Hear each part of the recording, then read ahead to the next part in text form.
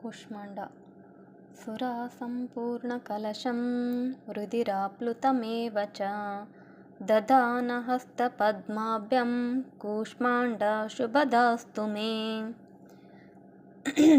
ಜಗನ್ಮಾತೆ ದುರ್ಗೆಯ 4ನೇ ಸ್ವರೂಪದ ಹೆಸರು ಕೂಷ್ಮಾಂಡ ಎಂದಾಗಿದೆ.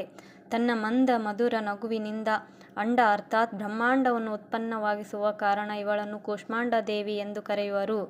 ಸೃಷ್ಟಿಯ ಅಸ್ತಿತ್ವವೇ ಇಲ್ಲದಿರುವಾಗ ಎಲ್ಲೆಡೆ ಅಂಧಕಾರವೇ ಅಂಧಕಾರ ಪಸರಿಸಿತ್ತು.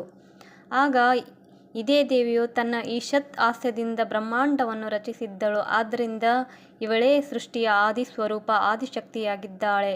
ಇವಳಿಂದ ಮೊದಲು ಬ್ರಹ್ಮಾಂಡದ ಅಸ್ತಿತ್ವವೇ ಇರಲಿಲ್ಲ. ಇವಳ ನಿವಾಸವು ಸೂರ್ಯಮಂಡಲದೊಳಗಿನ ಲೋಕದಲ್ಲಿ ಇದೆ. ಸೂರ್ಯ ಲೋಕದಲ್ಲಿ ನಿವಾಸ ಮಾಡುವ ಅರ್ಹತೆ ಮತ್ತು ಶಕ್ತಿ ಕೇವಲ ಇವಳಲ್ಲೇ ಇದೆ. ಇವಳ ಶರೀರದ ಕಾಂತಿ ಪ್ರಭೆಯು ಸೂರ್ಯನಿಗೆ ಸಮಾನವಾಗಿ ದೇದೀಪ್ಯಮಾನ ಹಾಗೂ ಹೊಳೆಯುವಂತಹುದಿದೆ. ಇವಳ ತೇಜದ ತುಲನೆ ಇದರಿಂದಲೇ ಮಾಡಲಾಗುತ್ತದೆ. ಬೇರೆ ಯಾವುದೇ ದೇವತೆಗಳು ಇವಳ ತೇಜ ಪ್ರಭಾವಕ್ಕೆ ಸರಿಗಟ್ಟಲಾರರು. ಇವಳ ತೇಜ ಮತ್ತು ಪ್ರಕಾಶದಿಂದಲೇ 10 ದಿಕ್ಕುಗಳು ಪ್ರಕಾಶಿತವಾಗಿವೆ. ಬ್ರಹ್ಮಾಂಡದ ಎಲ್ಲ ವಸ್ತುಗಳಲ್ಲಿ, ಪ್ರಾಣಿಗಳಲ್ಲಿ ಇರುವ ತೇಜ ಇವಳದೇ ಛಾಯೆಯಾಗಿದೆ. ಇವಳಿಗೆ 8 ಭುಜಗಳಿದ್ದು ಅಷ್ಟಭುಜಾದೇವಿ ಎಂದು ಖ್ಯಾತಳಾಗಿದ್ದಾಳೆ. ಇವಳ 7 ಕೈಗಳಲ್ಲಿ ಕ್ರಮಶಃ ಕಮಂಡಲು, ಧನಸ್ಸು, ಬಾಣ, ಕಮಲ, ಅಮೃತ ತುಂಬಿದ ಕಲಶ, ಚಕ್ರ ಮತ್ತು ಗದೆ ಇವೆ.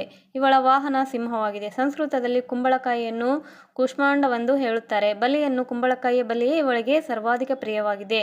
ಈ ಕಾರಣದಿಂದ ಇವಳನ್ನು ಕೂಷ್ಮಾಂಡ ಎಂದು ಕರೆಯುತ್ತಾರೆ. ನವರಾತ್ರಿಯ 4ನೇ ದಿನ ಕೂಷ್ಮಾಂಡ ದೇವಿಯ ಸ್ವರೂಪದ ಉಪಾಸನೆ ಮಾಡಲಾಗುತ್ತದೆ. ಈ ದಿನ ಸಾಧಕನ ಮನಸ್ಸು ಅನಾಹತ ಚಕ್ರದಲ್ಲಿ ನೆಲೆಸುತ್ತದೆ. ಆದ್ದರಿಂದ ಅಂದು ಅವನು ಅತ್ಯಂತ ಪವಿತ್ರ ಮತ್ತು ಅಚಂಚಲ ಮನಸ್ಸಿನಿಂದ ಕೂಷ್ಮಾಂಡ ದೇವಿಯ ಸ್ವರೂಪವನ್ನು ಧ್ಯಾನದಲ್ಲಿ ಧರಿಸಿಕೊಂಡು ಪೂಜೆ ಉಪಾಸನೆಯ ಕಾರ್ಯದಲ್ಲಿ ತೊಡಗಬೇಕು. ಜಗಜ್ಜನನಿ ಕೂಷ್ಮಾಂಡ ದೇವಿಯ ಉಪಾಸನೆಯಿಂದ ಭಕ್ತರ ಎಲ್ಲ ರೋಗ ಶೋಕಗಳು ನಾಶವಾಗುತ್ತದೆ.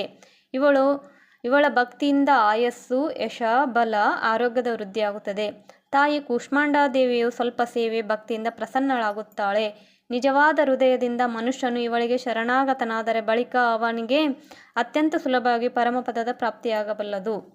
ಶಾಸ್ತ್ರಗಳಲ್ಲಿ, ಪುರಾಣಗಳಲ್ಲಿ ವರ್ಣಿಸಿರುವ ವಿಧಿವಿಧಾನಕ್ಕನುಸಾರ ಜಗನ್ಮಾತೆ ದುರ್ಗೆಯ ಉಪಾಸನೆ ಮತ್ತು ಭಕ್ತಿಯ ಮಾರ್ಗದಲ್ಲಿ ಹಗಲು ರಾತ್ರಿ ಮುಂದುವರಿಯಬೇಕು. ದುರ್ಗೆಯ ಭಕ್ತಿ ಮಾರ್ಗದಲ್ಲಿ ಕೆಲವೇ ಹೆಜ್ಜೆ ಮುನ್ನಡೆದಾಗ ಭಕ್ತ ಸಾಧಕನಿಗೆ ಅವಳ ಕೃಪೆಯ ಸೂಕ್ಷ್ಮ ಅನುಭವವಾಗತೊಡಗುತ್ತದೆ.